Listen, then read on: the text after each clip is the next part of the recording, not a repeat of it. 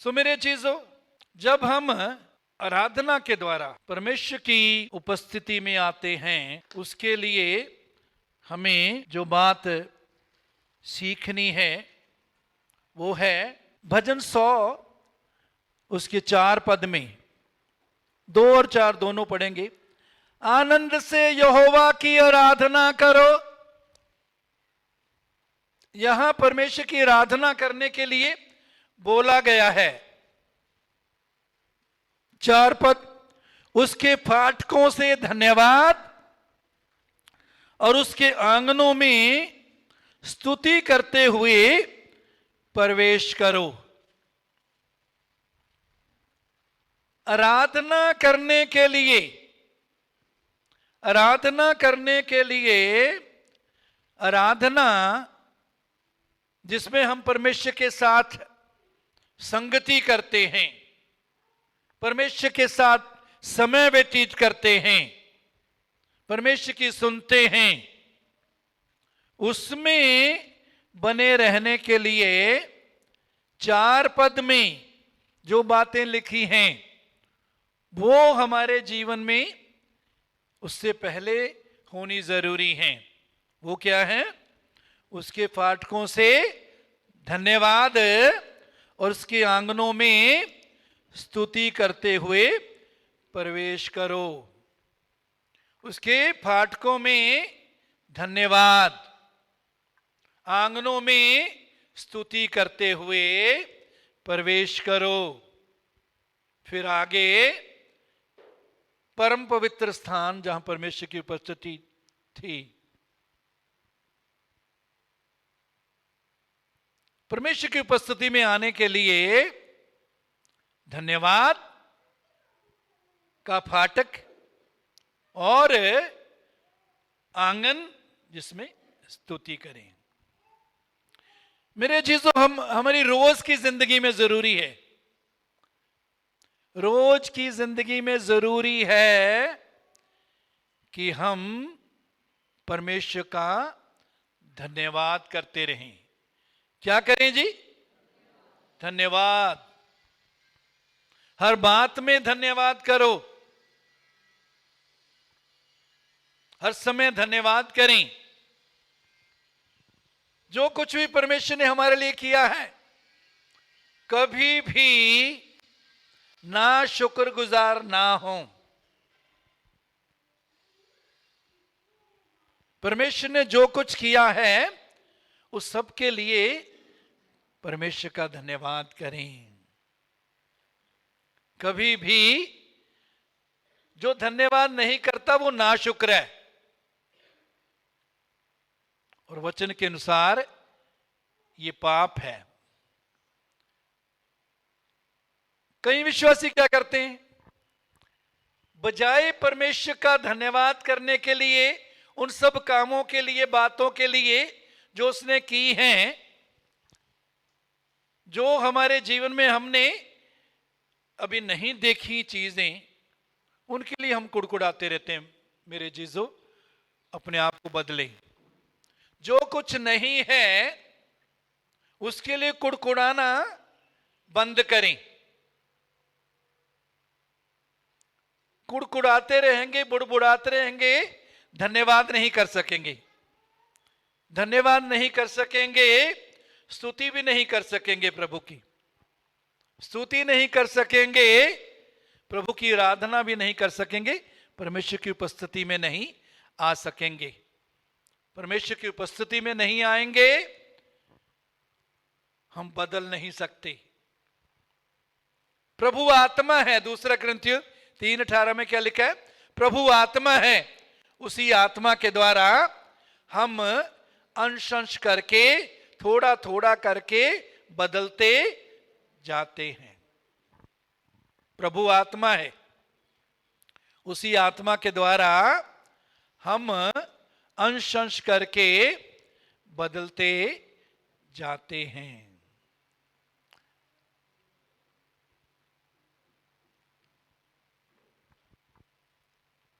मेरे चीजों, तो कभी भी बुड़बुड़ाए नहीं, कुड़कुड़ाए नहीं। इजरायलियों की सबसे बड़ी गलती या पाप यही था। परमेश्वर ने जितने बड़े बड़े काम उनके लिए किए, उनके लिए वो धन्यवादी नहीं हुए। जो मुश्किलें आई, परेशानियां आई, उनके लिए बुड़बुड़ाते रहे, कुड़कुड़ाते रहे। जब कमियां आई,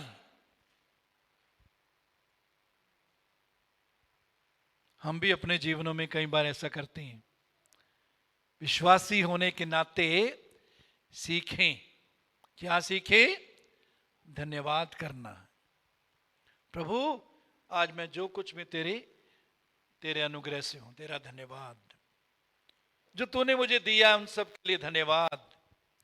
माँ बाप के लिए धन्यवाद करें, बच्चों के लिए धन्यवाद करें, अपने काम के लिए धन्यवाद करें। सबसे बड़ी बात, पिता ने अपने पुत्र को हमारे लिए भेजा, हमारे लिए उसने बलिदान दिया, उसके लिए धन्यवाद करें। यीशु के जी उठने के लिए धन्यवाद करें। उसने हमें क्षमा दी, अनंत जीवन दिया, अपने संतान बनाया। आत्मिक रीति से हम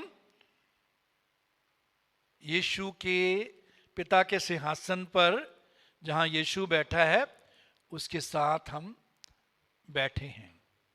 उसका अर्थ क्या है?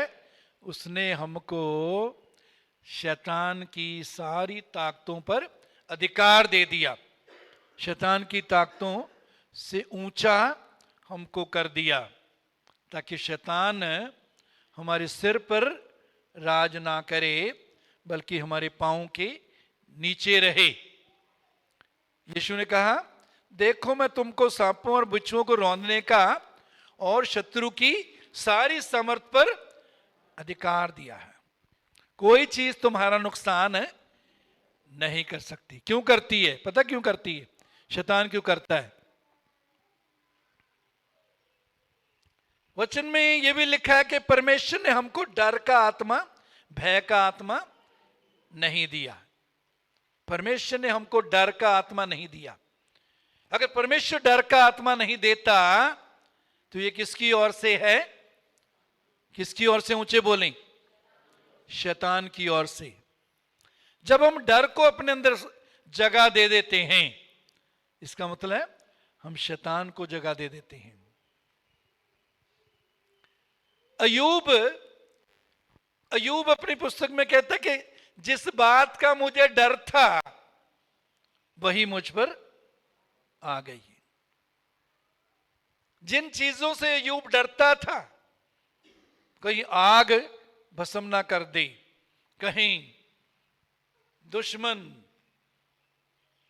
लुटेरे लूट कर ना ले जाएं, कहीं मेरे बच्चे मर ना जाएं, खत्म ना हो जाएं, जिन चीजों से वो डरता था वही उस पर आन पड़ी। विश्वास इससे उलट है। विश्वास इससे उलट है। वचन में क्या लिखा है? धर्मी अपने विश्वास के द्वारा जीवित रहेगा। धर्मी अपने विश्वास के द्वारा जीवित रहेगा। हबकुक 2:4 है, 2:4। ये जिंदा रहने का मतलब क्या है? ये नहीं कि जैसे संसार के लोग शरीर में जिंदा रहते हैं उसकी बात है। ये उस जीवन की बात है, जिंदा रहना, जो जीने के लिए परमेश्वर ने हमें बुलाया, जो परमेश्वर ने हमें दिया है। वो अनंत जीवन यीशु पर विश्वास करने के द्वारा, परमेश्वर का जीवन जो हमारे अंदर है, परमेश्वर ने डाला है। उस जीवन में चलने की बात यहां की गई है। उस जीवन में बने रहने की बात की गई है।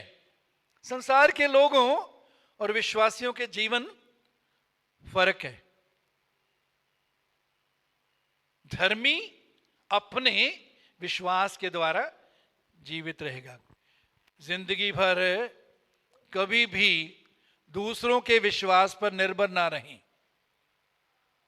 अपने परिवार के किसी मेंबर के विश्वास पर निर्भर ना रहें। हाँ, शुरू में जब हम सीखते हैं, प्रभु में नए होते हैं, तब हम दूसरों के विश्वास के द्वारा प्रभु हमारे जीवन में कार्य करता है। परिवार का कोई हो सकता है, जान पहचान वाला, आपके पास हो सकते हैं, लेकिन सदा प्रभु क्या चाहता है? वो ये नहीं चाहता कि हम दूसरों के विश्वास पर निर्भर रहें। धर्मी अपने विश्वास के द्वारा जीवित रहेगा। धर्मी अपने विश्वास के द्वारा जीवित रहेगा। विश्वास सुनने से, सुनना मसीह के वचन से होता है। विश्वास क्या है? अब विश्वास आशा की हुई वस्तुओं का निश्चय और अनदेखी वस्तुओं का प्रमाण है। विश्वास का संबंध अब के साथ है। अगर हम कहते हैं मेरा विश्वास है कि परमेश्वर कर देगा या करेगा, वो विश्वास नहीं है। अब विश्वास, अब के साथ, अब विश्वास आशा की हुई वस्तुओं का निश्चय। किन चीजों की आशा करनी है? जिनकी प्रतिज्ञा, जिनका वायदा परमेश्वर ने वचन में हमारे लिए कर दिया है। उस प्रतिज्ञा, उस वायदे के द्वारा परमेश्वर कहता है ये चीजें मैंने तुमको दे दी हैं, ये चीजें तुम्हारी हैं। उनकी हम आशा कर सकते हैं, हमें आशा करनी चाहिए। अब विश्वास आशा की हुई वस्तुओं का निश्चय, अनदेखी वस्तुओं का प्रमाण है। जिन चीजों को हम नहीं देखते, उनको विश्वास के द्वारा हम देखते हैं। विश्वास अनदेखी वस्तुओं का क्या है? जो चीजें हम महसूस नहीं करते, जो चीजें आंखों से देखते नहीं, उन चीजों का सबूत है विश्वास। वो मेरे पास हैं, मुझे परमेश्वर ने दे दी हैं। और इब्रानियों की पत्री में लिखा है, जो विश्वास करते हैं वो किस में प्रवेश करते हैं? आराम में, विश्राम में, आराम में प्रवेश करते हैं। यदि हम विश्वास करते हैं तो हम आराम में, शांति में, आनंद में बने रहेंगे। जो विश्वास करते हैं विश्राम में, आराम में प्रवेश करेंगे। मेरे जीजो, विश्वास जिन बातों की प्रतिज्ञा, वायदे परमेश्वर ने किए हैं,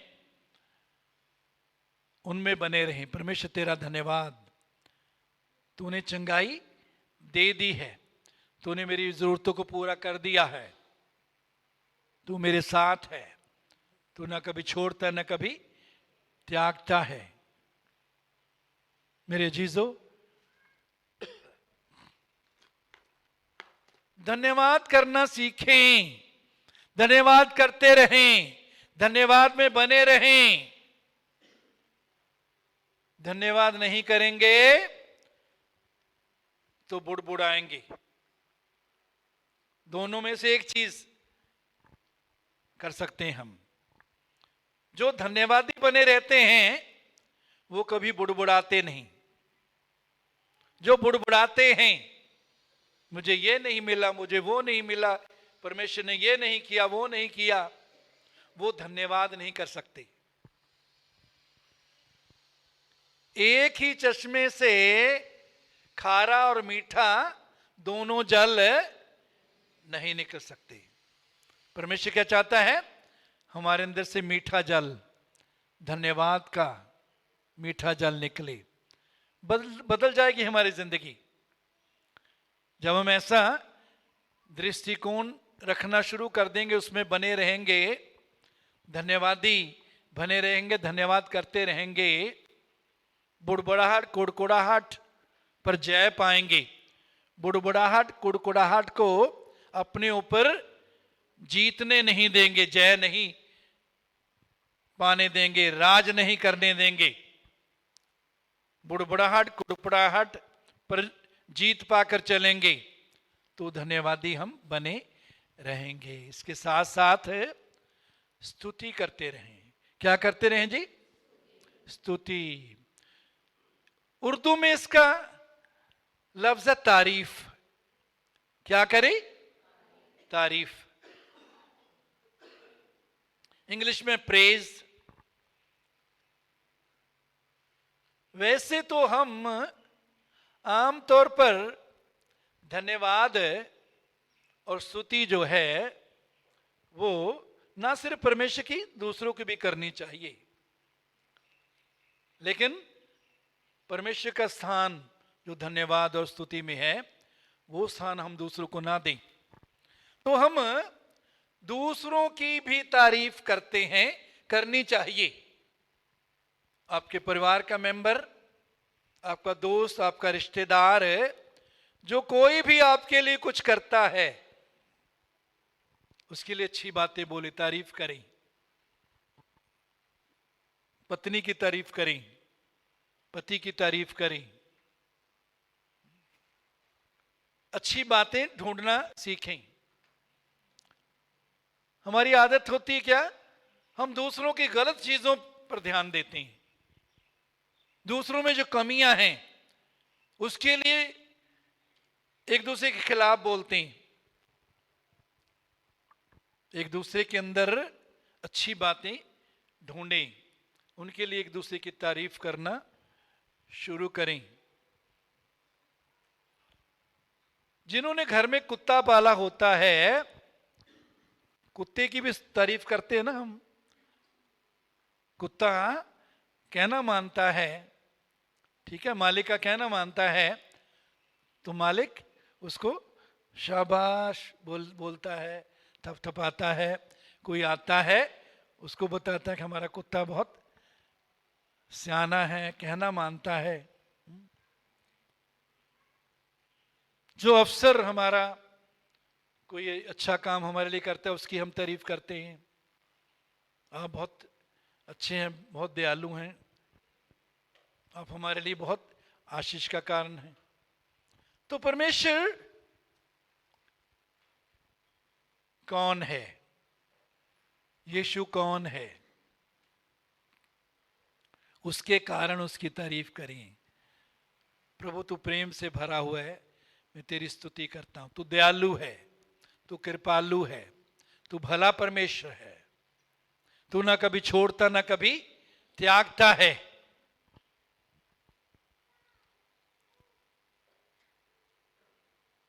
प्रभु की स्तुति करें।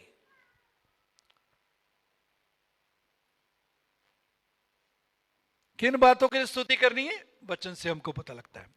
तू भला परमेश्वर है, तेरी करुणा, तेरी दया सदा की है, तेरी दया हर रोज नई होती जाती है। स्तुति करते रहें, स्तुति में बने रहें, एक दूसरे की भी तारीफ करें। सबसे बढ़कर परमेश्वर की तारीफ करें, स्तुति करें।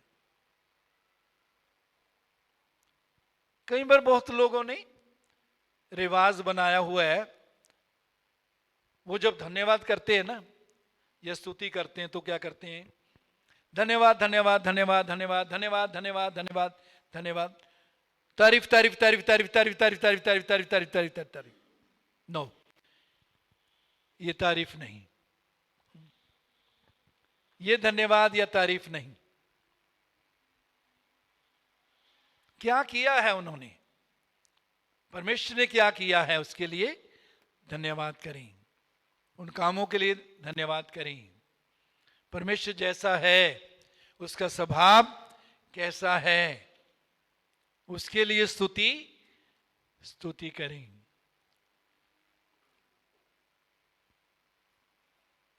बुड़बुड़ाना बंद करें, कुड़कुड़ाना बंद करें, स्तुति करें।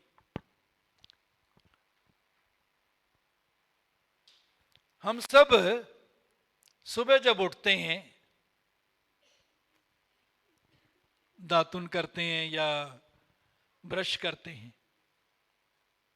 क्यों करते हैं, क्यों करना पड़ता है? कोई बताएगा?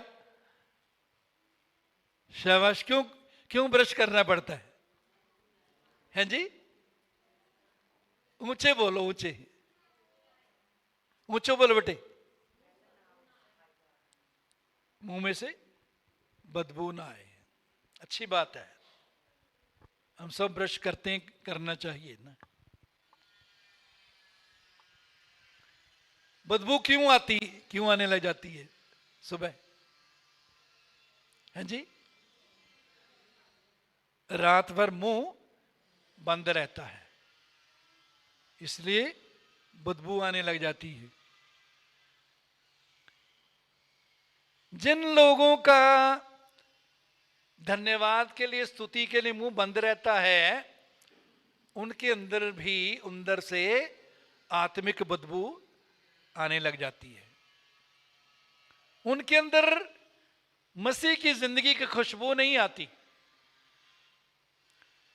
स्तुति करने वाले, धन्यवाद करने वालों के अंदर से परमेश्वर के जीवन की खुशबू आती है।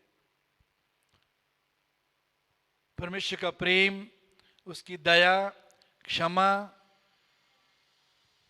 धीरज, माफी, सहनशीलता, आत्मा का फल उनके अंदर दिखाई देता है। जो धन्यवाद नहीं करते, स्तुति नहीं करते, उसके अंदर से, उनके अंदर से इसके उलट शारीरिक जीवन के जो काम हैं, बातें हैं, गुण हैं, गुण नहीं कह सकते, गुण, अवगुण, बुरी चीजें निकलती हैं। वो क्या निकलती हैं? बुराई करना, दूसरे की निंदा करना, क्रोध में भरकर कुछ ना कुछ बोलते रहना। प्रभु बदलना चाहता है हम सबको, बदल रहा है, प्रतिदिन बदल रहा है, लेकिन वो हमारी इच्छा के विरुद्ध हमको नहीं बदल सकता। जब हम अपने आप को प्रभु के हाथों में देंगे, प्रभु मुझे बदल, मैं तेरे जैसा बनना चाहता हूं, तो वो हमको बदलता है। यीशु ने क्या कहा? देख मैं द्वार पर खड़ा हुआ खटखटाता हूं, जो कोई मेरी आवाज सुनकर खोलता है, मैं उसके अंदर आऊंगा, भीतर आऊंगा। यीशु में इतनी ताकत नहीं है कि वो दरवाजा तोड़ सके। हैं जी? बोलो। ताकत तो है, लेकिन वो ऐसा काम नहीं करता। दरवाजा तोड़कर चोर, डाकू, लुटेरा अंदर आता है। यीशु कहता है मैं दरवाजा खटखटा रहा हूं। वो चाहता है हम अपनी इच्छा से उसको अपने जीवन में आने दें, अपने जीवन का प्रभु बनाएं, अपने जीवन को चलाने दें, अपने जीवन पर राज करने दें। हमारी इच्छा या हमारे सहयोग के बिना वो कुछ नहीं करता। उसने आजाद मर्जी इंसान को दी। आदम और हवा को अपने स्वरूप, अपने समानता में बनाया। परमेश्वर जैसे आजाद मर्जी जो चाहता है वो करता है, ऐसे ही आजाद मर्जी इंसान को दी। परमेश्वर की आज्ञा थी कि आजाद मर्जी से इंसान परमेश्वर की आज्ञा को माने, परमेश्वर की आज्ञा में बना रहे। आज भी उसकी यही इच्छा है। वो हमारी इच्छा के विरोध में कुछ नहीं करता, बल्कि क्या चाहता है कि हम अपनी इच्छा को उसकी इच्छा के अधीन कर दें।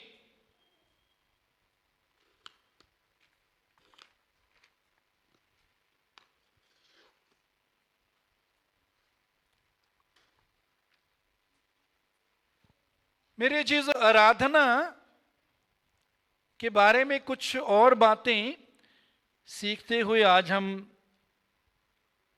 देखेंगे, सीखेंगे कुछ आराधना के बारे में कुछ और बातें।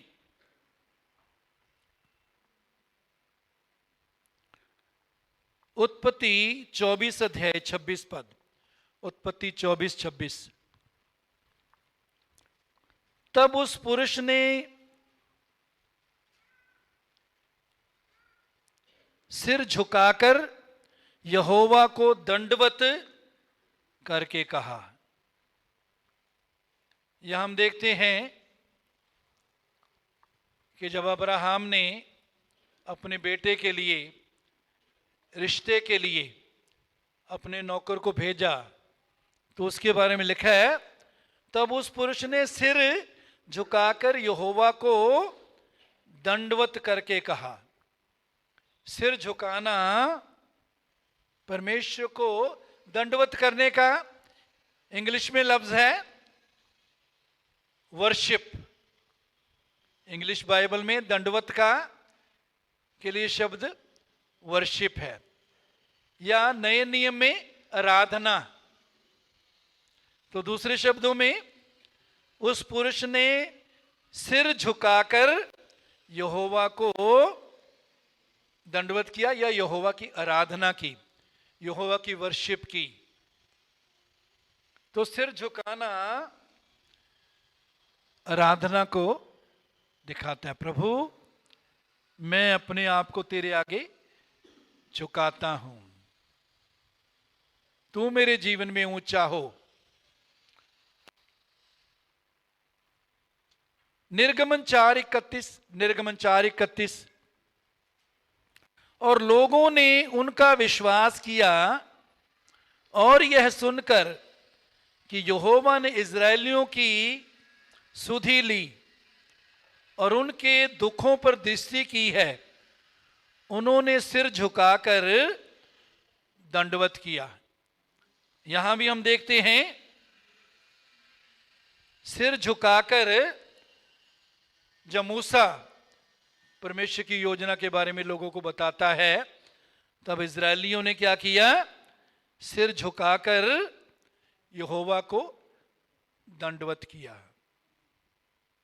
तो आराधना में हम सिर झुका सकते हैं, झुकाते हैं। सिर झुकाना ये भी आराधना को दर्शाता है कि हम परमेश्वर, अपने आप को परमेश्वर के अधीन करते हैं। लेकिन मेरे चीजों, सिर झुकाना सिर्फ 1 घंटे की स्तुति आराधना में ही नहीं दिखना चाहिए, बाद में भी हमारे जीवन, हमारी बातों, हमारे कामों के द्वारा दिखना चाहिए कि हम अपने बातों, अपने व्यवहार, अपने कामों के द्वारा अपने आप को परमेश्वर के आगे झुकाते हैं, परमेश्वर को ऊंचा करते हैं। अपने आप को झुकाने का मतलब परमेश्वर को ऊंचा समझना, परमेश्वर को ऊंचा करना। कई बार विश्वासी हम भूल जाते हैं कि हमें अपने व्यवहार के द्वारा, अपने कामों के द्वारा परमेश्वर को ऊंचा करना और अपने आप को नीचा करना है। हम भूल जाते हैं कि हम विश्वासी हैं।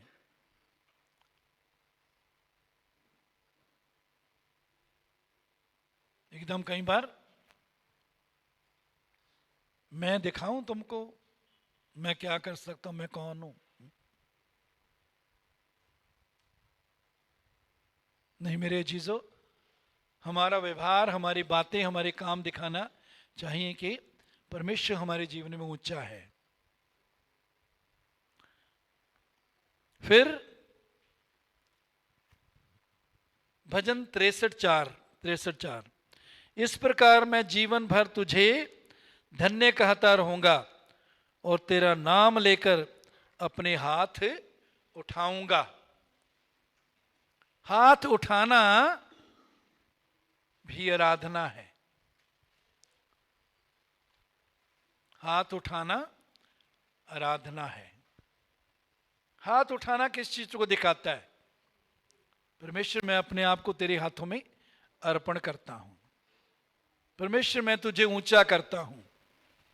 परमेश्वर, जो कुछ तू देने के लिए तैयार है, तू मेरे अंदर करने के लिए तैयार है, मैं उसकी इजाजत तुझे देता हूं।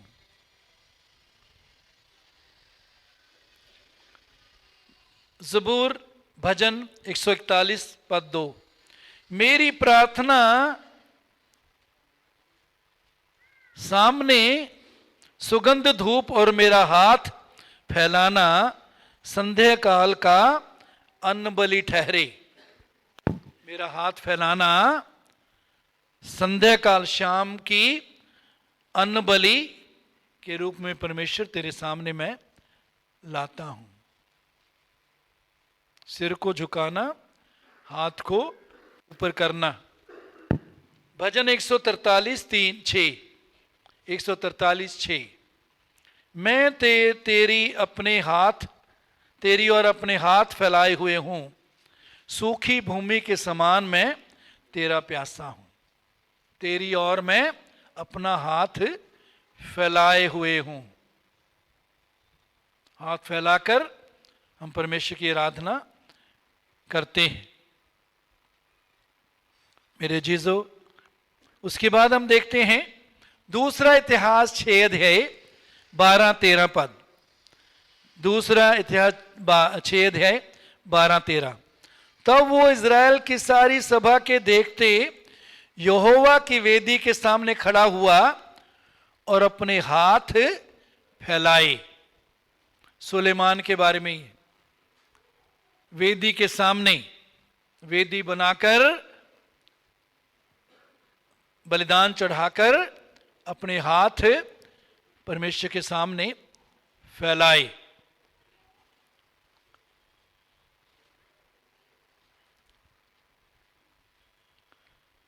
फिर उसके बाद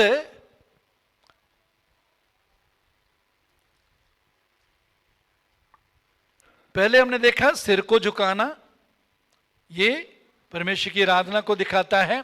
फिर हाथ उठाना। तीसरा है घुटने टेकना। इफिसियों 3:14। मैं इसी कारण उस पिता के सामने घुटने टेकता हूं। इफिसियों 3 अध्याय 14 पद। यहां पौलुस कहता है, मैं इसी कारण उस पिता के सामने घुटने टेकता हूं।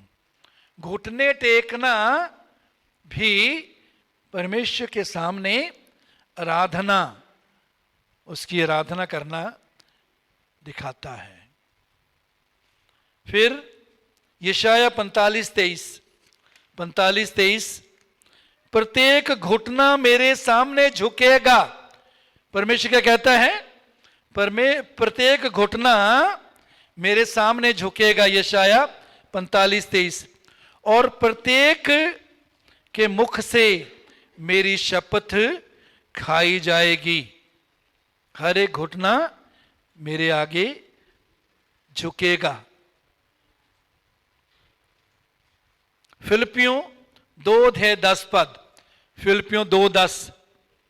जो स्वर्ग में और पृथ्वी पर और पृथ्वी के नीचे हैं, वे सब यीशु के नाम पर घुटना टेकें।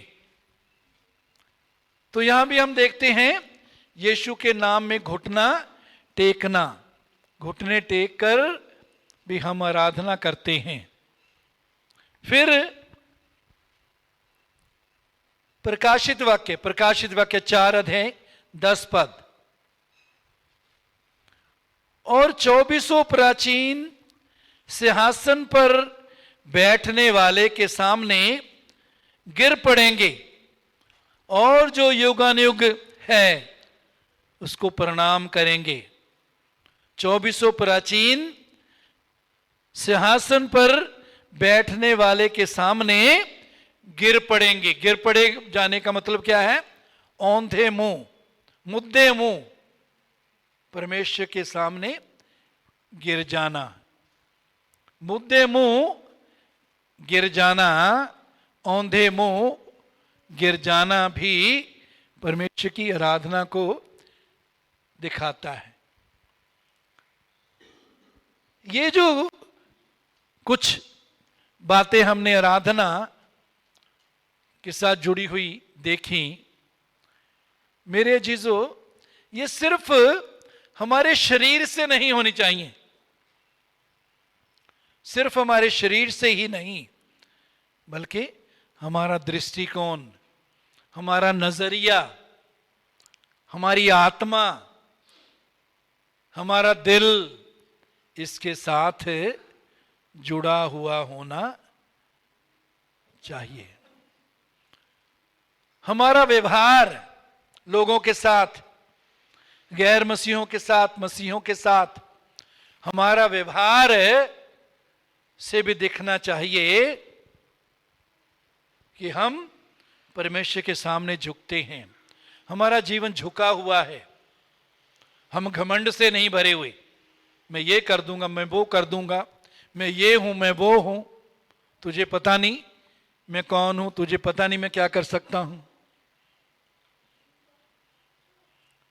हमारे जीवन से प्रकट होना चाहिए, दिखना चाहिए कि हम अपने हाथ ऊपर करते हैं, परमेश्वर को समर्पित किया हुआ हमारा जीवन है। हम परमेश्वर के आगे घुटने टेकते हैं, हम परमेश्वर पर भरोसा रखते हैं, हम उसे ऊंचा करते हैं। औंधे मुंह गिर जाना, जिसके द्वारा हम ये दिखाते हैं कि परमेश्वर तू मेरे जीवन में सबसे ज्यादा ऊंचा है। मैं अपने आप को जिंदगी में जितना भी नीचे कर सकता हूं, मैं अपने आप को नीचे करता हूं, क्योंकि तू मेरे जीवन में ऊंचा है।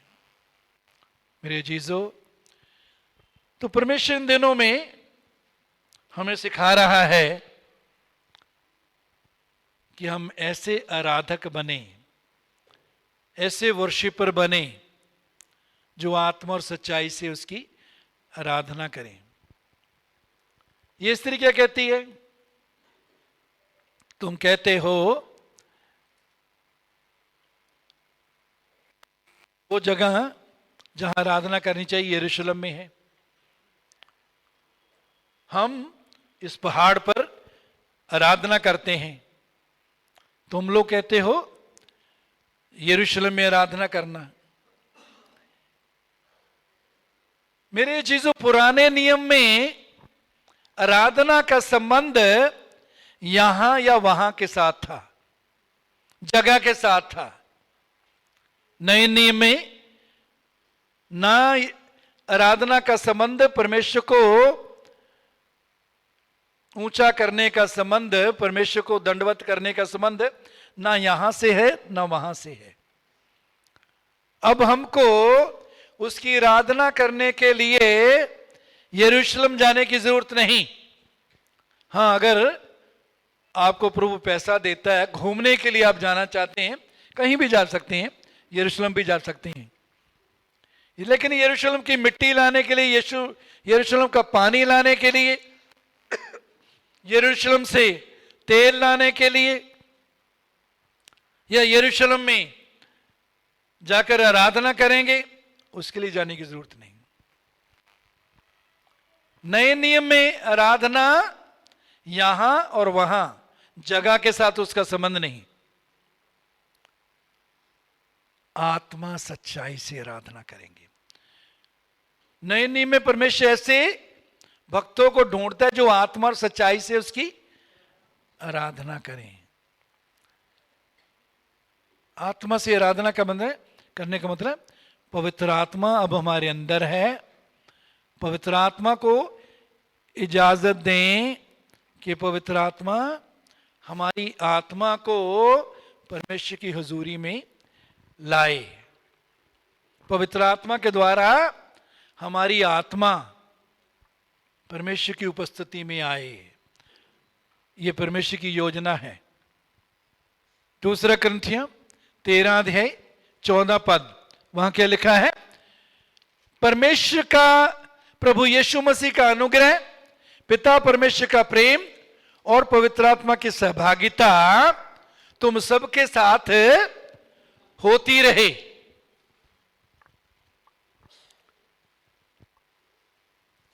प्रभु यीशु का अनुग्रह, यीशु मसीह अनुग्रह और सच्चाई से परिपूर्ण होकर आया। यीशु मसीह अनुग्रह, दया, कृपा और सच्चाई से भरपूर होकर आया।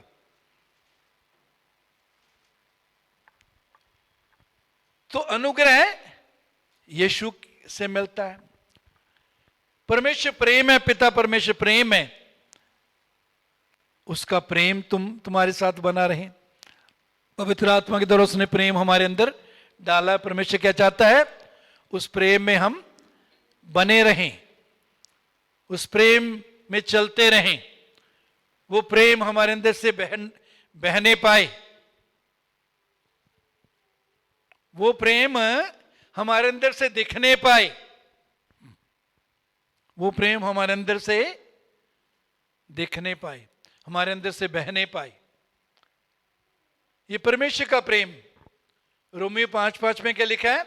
परमेश्वर का प्रेम पवित्र आत्मा के द्वारा हमारे हृदयों में, हमारे मनों में डाला गया। पवित्र आत्मा के द्वारा परमेश्वर का प्रेम आपके और मेरे अंदर डाला गया, और परमेश्वर चाहता है इसी प्रेम में हम बने रहें, इसी प्रेम में चलें। तो यीशु का अनुग्रह, परमेश्वर का प्रेम और पवित्र आत्मा की सहभागिता तुम सबके साथ बनी रहे। इसका मतलब क्या हुआ? पवित्र आत्मा की सहभागिता का मतलब, पवित्र आत्मा हमारे साथ समय व्यतीत करना चाहता है, हमारे साथ संगति करना चाहता है, हमारे साथ बात करना चाहता है, हमारे साथ बना रहना चाहता है। पवित्र आत्मा की संगति तुम्हारे साथ बनी रही। हमें फैसला करना है, प्रभु मैं पवित्र आत्मा के साथ संगति करने के लिए मैं तैयार हूं, मैं देता हूं अपने आप को। पवित्र आत्मा ने संगति, समय, निकटता, नजदीकी वो हमारे लिए उपलब्ध करवा दी है। हमें उसमें बने रहना है। कैसे? आराधना के द्वारा। जब आराधना करते हैं, जो प्रभु की संगति में रहता है उसके साथ एक आत्मा हो, जो प्रभु की संगति करता है उसके साथ एक आत्मा हो जाता है। जब हम उसके साथ एक आत्मा होकर रहते हैं तो हम बदलते जाते हैं। क्या होते जाएंगे जी? बदलते जाएंगे, यीशु के समान बढ़ते जाएंगे, बनते जाएंगे।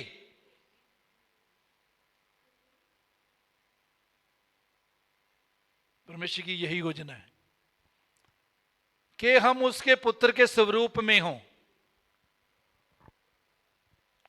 क्या योजना है उसकी? कि हम उसके पुत्र के स्वरूप में हों, यीशु जैसे हों, यीशु जैसा हमारा स्वभाव हो, यीशु जैसे हमारे काम हो, यीशु की तरह हम पिता के आज्ञाकारी हों। यीशु जैसे पिता के साथ संगति करता था, हम भी उसके साथ, पिता के साथ पवित्र आत्मा के द्वारा संगति करने वाले हों। तो प्रभु ऐसे आराधकों को ढूंढता है जो आत्मा और सच्चाई से उसकी आराधना करे। सच्चाई का मतलब क्या है? तेरा वचन सत्य है, वचन के अनुसार जिंदगी गुजार कर, दिखावे की, कपट की जिंदगी नहीं, अंदर से कुछ बाहर कुछ। प्रभु क्या कहता है, यशाया में भी लिखा और प्रभु भी कहता है, ये होठों से तो मेरा आदर करते हैं, उनके दिल मुझसे दूर हैं, ये व्यर्थ उपासना करते हैं। ऐसी उपासना करते हैं सिर्फ दिखावे की। प्रभु कैसी उपासना चाहता है, कैसी आराधना चाहता है? आत्मा और सच्चाई से। आइए हम सब खड़े हो जाएं।